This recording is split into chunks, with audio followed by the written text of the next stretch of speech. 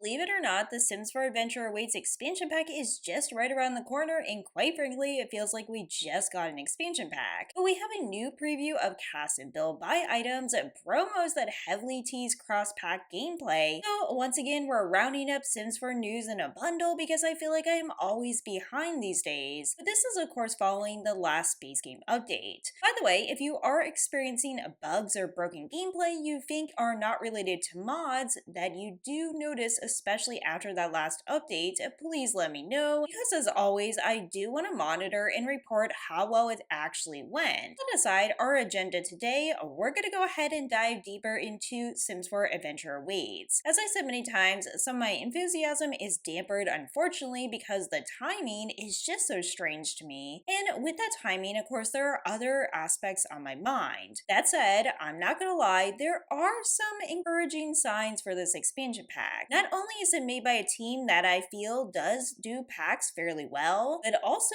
some of these promos make me think this pack is gonna have great replay value. Though that is an area for greater discussion, is it good to advertise this cross-pack compatibility? In essence, I think that all packs should have cross-pack compatibility, at very least expansion packs and probably game packs too. Expansion pack also has to stand alone. So let me know what you think about those complex issues in the comments below. We're going to start with these interesting promos and then we'll get into some of the cast and build buy. And so the first promo is actually a pre-made venue. This pre-made venue of course is for the camp, and I do think this is pretty interesting. Come for the cute caterpillars, stay for the counselors. Our team of counselors is a fun-loving group of werewolves, vampires, mermaids, and fairies. So obviously here, in order to have this, you have to have all those packs. Their supernatural talents have a way of helping kids connect with nature's magic, whether it's turning into a bat or enchanting a plant. Under their guidance, campers spend their days exploring the woods, studying local flora and fauna, and catching and raising butterflies. Obviously, they are blending realism with art, and honestly, this is right up my alley. Again though, just remember, of course, you do have to have those packs in order to pull this concept off. The idea here, of course, is to inspire you to understand how you can use this pack to create your own gameplay. And I do feel like this could make a great impact for Let's Plays. I understand Let's Plays are not as popular as they used to be, but I just feel like this has so much potential. Again, I do understand some of the criticism here, but I'm not gonna lie, I definitely am a sucker for blending realism with the supernatural, and maybe that's because I myself have written some magical realism stories. First of all, this is obviously just a kid catching butterflies. I do feel like having this as an activity is great. As a reminder though, you can only catch butterflies apparently in the new world. I would like to see this expanded and being able to catch butterflies anywhere you go, especially since some worlds already do have some butterflies. Of course, we also know this new pack comes with tons of fitness equipment, so you can run something like a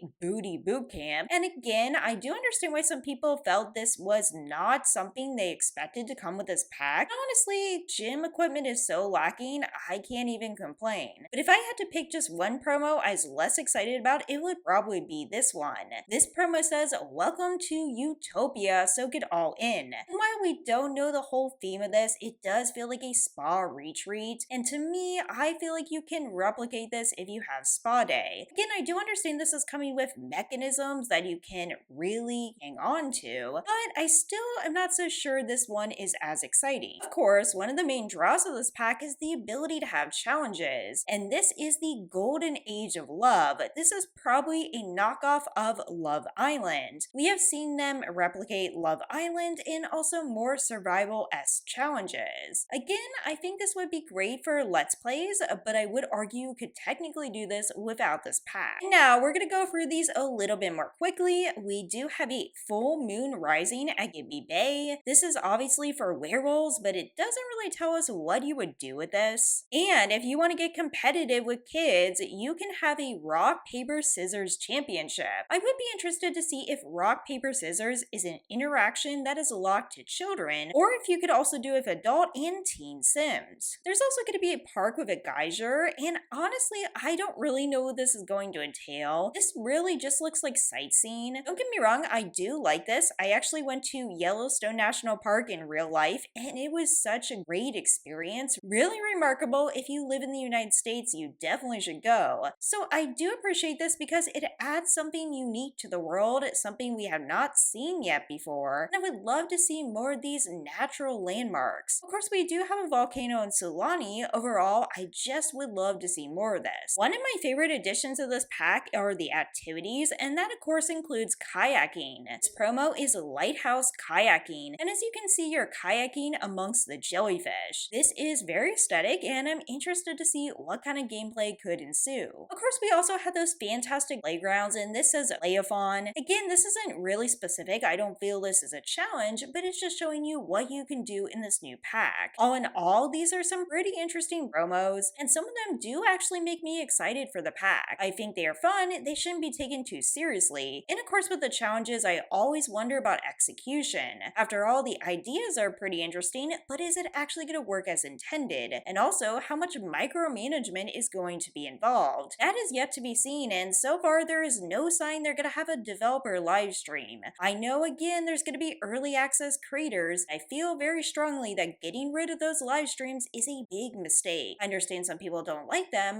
but that should not be a reason to cut them out. Now that rant aside, let's go ahead and look at some of the CAS and build buy items, and let me tell you, there's a decent amount, but I don't feel like the quantity is the most important aspect. After all, you can have tons of build buy items and they're just not that exciting. But honestly, what I love about this new expansion pack is there is a focus on gameplay items. This is a focus I would argue we haven't seen for many packs recently. So there are 157 new items in Create a Sim. Now I will say, as I always say for CAS items, it is hard to tell exactly how usable they will be until and unless we see the swatches. Once again, this is why I really want a developer live stream, but I digress. And as we can see here, there is a blend of accessories, everyday outfits, I would say pretty casual, and more so on the outdoor and sporty side, which makes sense. Now again, I really need to see the swatches to see if I actually like any of these items. I would say right away, nothing really excites me, but I don't hate it. This outfit in particular right here, I do kind of hate, but that is okay. Maybe it's supposed to be for a camp counselor. You can let me know in the comments below this full body outfit. We also do get some accessories. Something that annoys me about Sims 4 accessories in general is they are so clunky. I'm not sure why we can't have any delicate looking necklaces, for example. Maybe it's just my preference in real life, but they just look so large to me. That aside, this looks like a really intriguing pattern, and I do wonder if it is symbolic. Overall, I also wonder if any of these are tied to the local culture. This t-shirt right here does refer to some of the lore in the pack and also the local region, so even though I would personally never use this, it is a nice touch. For the rest of these first items, nothing is really striking me. These look very familiar, and I will say it is not uncommon for them to reuse meshes and general ideas. And in their defense, of course, Sims 4 is getting very old and we have so many items, there is going to be some overlap. On all, this first page is okay, but definitely not exciting. Now, I would say this next page is where things get a little bit stranger. I could be wrong, but this could be one of the hairs for the imaginary friends, and I am not a fan whatsoever. It is very clunky, it looks like Play-Doh, and I just kind of hate that hairstyle. That aside, we get some versatile tops for all ages. We have a very curious outfit right here, which I have no idea what it's for. You can let me know in the comments below. It looks like an apron and dress combo. Just interesting choices are made. And once again, these masks right here do refer to the lore in the local region.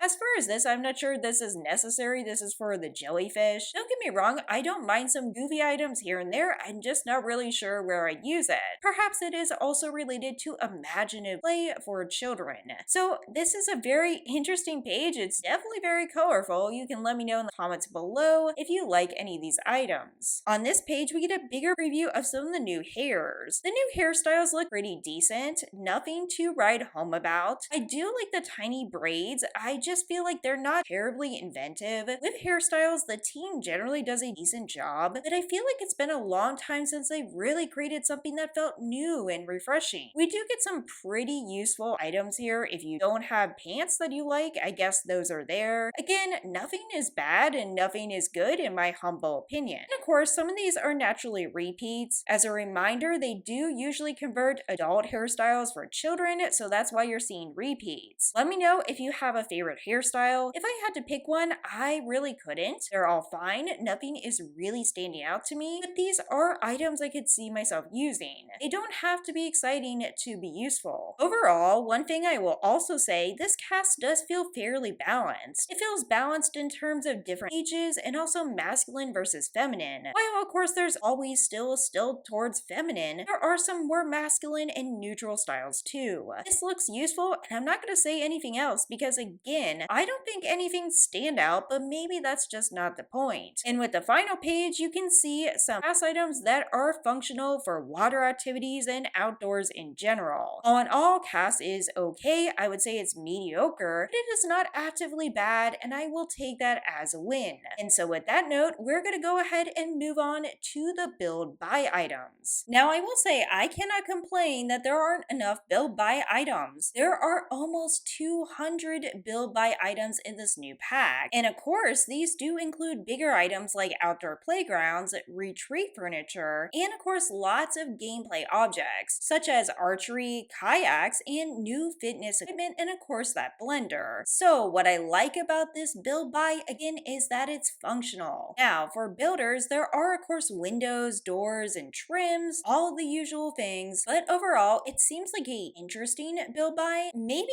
not as much by the style, but also overall just for the overall use. And I'm not saying other build buy are bad if they focus mostly on the build mode, because of course that is important too. On the second page here is where it gets interesting. As we can see, there are 4 different variations of imaginary friends. One aspect of the question is, why couldn't we just have one slot take up different varieties? But that aside, I love seeing some diving boards for pools. It is long past time, and this appears to be some kind of display. Maybe this is the town display we saw in the trailer. Again, just some nice additions, and yes, of course, railing and doors. I'm not really the person to go over that. They look just fine to me, as long as the swatches are matching somewhat. This page excites me even more. On this page, we get the playground equipment, which looks absolutely fantastic. I'm not gonna lie, I was hoping some of this playground would come in the base game, but I didn't actually expect it. And of course, we get some fitness equipment too. We have the weights, we also get the archery, we have the kayak. Remember, the kayaks are just for one sim. And of course, we also get the blender. These I can't really tell what they are. Are they a stall again or something else? I wouldn't be surprised if they are a stall, but I could be wrong on that. And of course, we also get these exercise bikes. This is exciting to me. I think the playground stuff looks just great, and I can't wait to see what people build with it. And overall, the use is just really exciting. These are items I really wanted to come to Sims 4, and it's great to see them now, even if the package isn't what I expected. In here, it looks like we have a mix of wall decor, plants, and of course places to sit. That's always useful. Nothing